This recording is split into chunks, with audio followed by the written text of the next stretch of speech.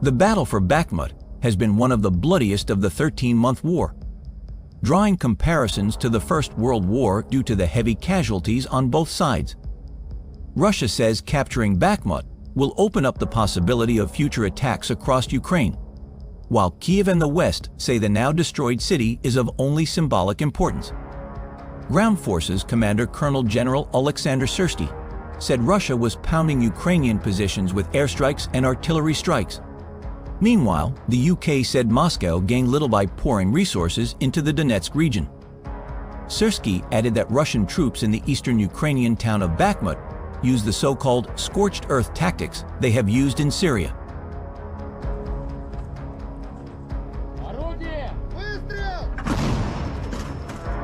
A recent video footage shows the Ukrainian armed forces destroying the Russian invaders' 122mm D-30 gun with fire from a 152mm self-propelled gun, MSTAS. In the video, the Russian D-30 is destroyed in 2 attacks. Indeed, the video shows 2 actual direct hits. However, it is unclear how many shots were fired. Another video also shows the armed forces of Ukraine also destroyed the Russian invaders' 120mm mortar in a large forest with fire from a 30mm automatic cannon. The BMP gunner operator fires from a closed position, out of sight of the target. However, his shot was corrected by the unmanned aerial vehicle operator, who recorded the second part of the video. The press service of the brigade and the general staff of the armed forces posted them on their pages on the social network Facebook. At the end of the video, another combat moment is presented.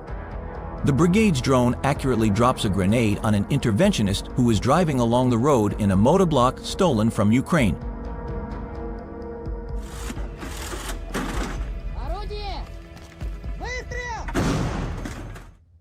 Meanwhile, Russian troops stationed across the Dnipro River from the city, Ukrainian special forces have been conducting operations in the contested swampy area with islets to the west and carrying out targeted attacks across the water. On Sunday, the Ukrainian military's southern command said artillery units stationed around Kherson had destroyed a Russian logistics center and observation post on the island, killing 12 Russian soldiers stationed there. Russia did not immediately comment on the claims. In eastern Ukraine, the country's armed forces said Russia was continuing its tough campaign to seize territory, launching fresh attacks on the towns of Bakhmut and Avdiivka, despite rising personnel and equipment costs.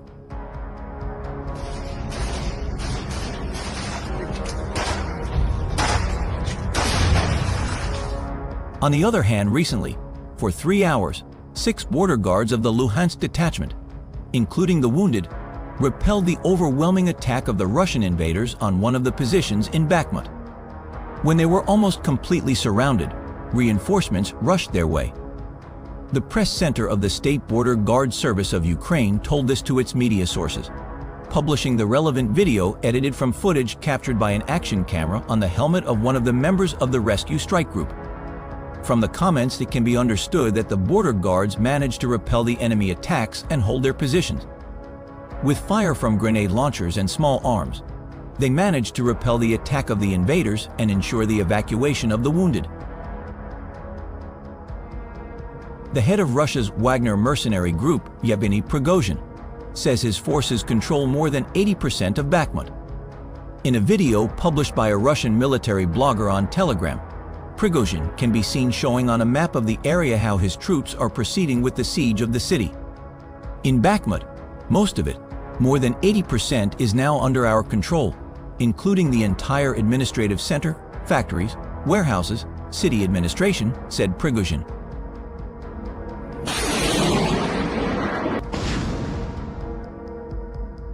Meanwhile, the head of the Russian-occupied section of Ukraine's Donetsk region, Denis Pushilin, also claimed that more than 75% of the city of Bakhmut is under the control of Russian forces.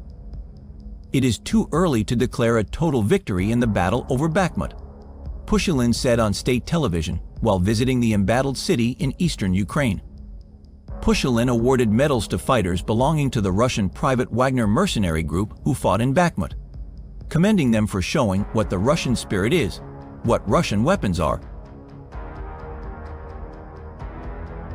Ukraine says it has repulsed more than 50 attacks along the front in the east, with the main Russian push focused on the town of Bohdaniivka, northwest of Bakhmut, whose control could allow Russia to directly target the Ukrainian defensive line at Chasiv Yar.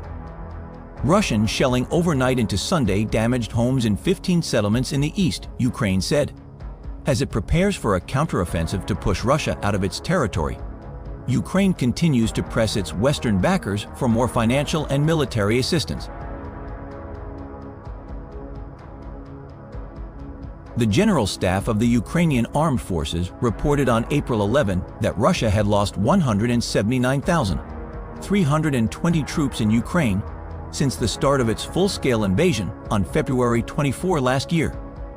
This number includes the 500 casualties that the Russian forces have suffered over the past few days.